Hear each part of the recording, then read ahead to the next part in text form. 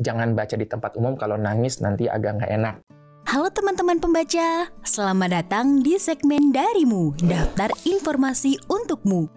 Kali ini daftar bacaan yang akan kami bagikan adalah rekomendasi dari Dr. Andreas Kurniawan. Simak daftar rekomendasi berikut sampai akhir ya.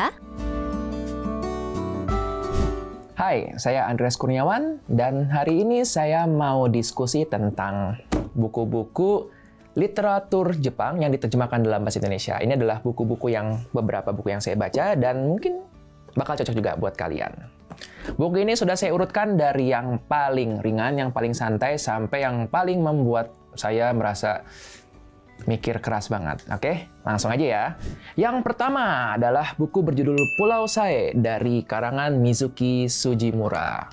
Nah, waktu awal saya memilih untuk membeli buku ini, jujur aja karena covernya. Kebetulan saya suka dengan pantai, situasi, dan kalau kita lihat ini kan langsung kebayang ya, ini situasinya mungkin menceritakan tentang suatu pulau yang bernama Pulau Sae. Nah, betul banget guys. Jadi, buku ini menceritakan tentang 4 orang sahabat yang berada di sebuah pulau, tetapi bukan cuma sekedar gimana persahabatan mereka, ada konflik-konflik di dalamnya.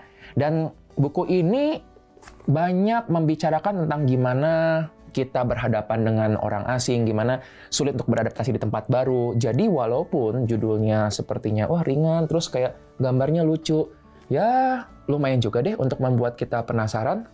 Oke, buku berikutnya. Satu kata yang menggambarkan buku ini, nangis. Ya. Ini buku, jadi waktu itu saya baca pertama kalinya itu adalah terjemahan bahasa Inggrisnya. Terus makanya ketika ada terjemahan bahasa Indonesianya, tentu saja dong langsung diambil lagi. Karena pengen tahu, udah tahu nih cerita nih bahasa Inggrisnya, apakah kalau baca bahasa Indonesia tetap ngaruh juga? Tetap nangis, tetap seru gitu ya. Jadi buku ini menceritakan tentang 2 orang yang... Ini menarik ya ceritanya. Jadi 2 orang laki-laki perempuan namanya Taki sama Mitsuha. Singkatnya sih gini, mereka berdua tuh nggak pernah ketemu langsung. Satu-satunya mereka ketemu adalah di akhir buku ini, tapi menceritakan tentang gimana dia mencintai seseorang yang bahkan belum pernah ditemui sama sekali. Lagi-lagi, walaupun judulnya sangat-sangat sederhana kayak Your Name, nama kamu Shinkai Makoto bisa menggambarkan dengan sangat baik bagaimana 2 orang saling berinteraksi, gimana konflik-konflik dalamnya, dan ya... Jangan baca di tempat umum, kalau nangis nanti agak nggak enak. Tapi kalau mau baca tempat umum nggak apa-apa juga ya. Oke, bagus. Berikutnya, 3 Days of Happiness. Judulnya sih happiness, tapi gelap ya. Nah, Miyake Sugaru menulis buku 3 Days of Happiness dan buat saya ini premis ceritanya sih mantap banget. Kira-kira gini, seandainya kamu bisa menjual sisa umur kamu dengan uang tertentu, mau nggak kamu menjualnya? Udah, itulah premis dari buku ini. Penasaran banget kan? Jadi, singkatnya dalam buku ini dia menceritakan tentang seorang pria namanya Kusunoki, yang dia itu memutuskan untuk menukar sisa hidupnya dengan uang tertentu, dan dia punya bayangan bahwa, wah, gue bakal punya uang banyak setelah ini. Ternyata nasib berkata lain, dia mendapatkan uang yang tidak sebesar yang dibayangkan. Berapa jumlahnya? Baca aja biar penasaran ya. Nah, jadi buku ini menceritakan tentang bagaimana kita menghargai hidup, gimana kita untuk be present di saat ini daripada mikir tentang masa depan. Karena mungkin kita juga pernah mengalami masa seperti Kusunoki ini. Kita bayangkan di masa depan kita bakal mau melakukan ini, mau melakukan itu, tapi kita jadi melupakan impian-impian tersebut, malah kita mengorbankan banyak banget hal. Jadi, buku yang bagus juga ya. Buat kalian yang suka tentang konsep berandai-andai, mungkin cocok buku ini. Terakhir, Girls, buku terbaru dari Minato Kanae. Jangan kejebak sama judulnya, hanya karena judulnya Girls bukan berarti ini dibacanya untuk teman-teman yang mungkin perempuan atau yang masih muda. Enggak.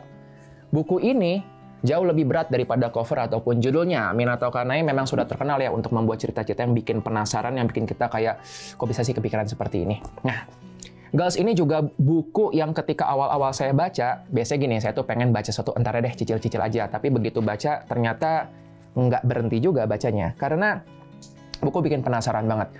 2 orang yang punya keinginan yang sama. Ya, ini buku tentang FOMO sebenarnya, tentang fear of missing out. Tapi kalau misalnya ada orang yang FOMO-nya tentang nonton konser, punya handphone baru. Kalau mereka FOMO-nya apa? Melihat kematian secara langsung. Kenapa bisa 2 orang gadis berpikir untuk mau melihat kematian secara langsung, nah dijelaskan dalam buku ini. Ya, jadi buat teman-teman yang penasaran, silakan baca bukunya.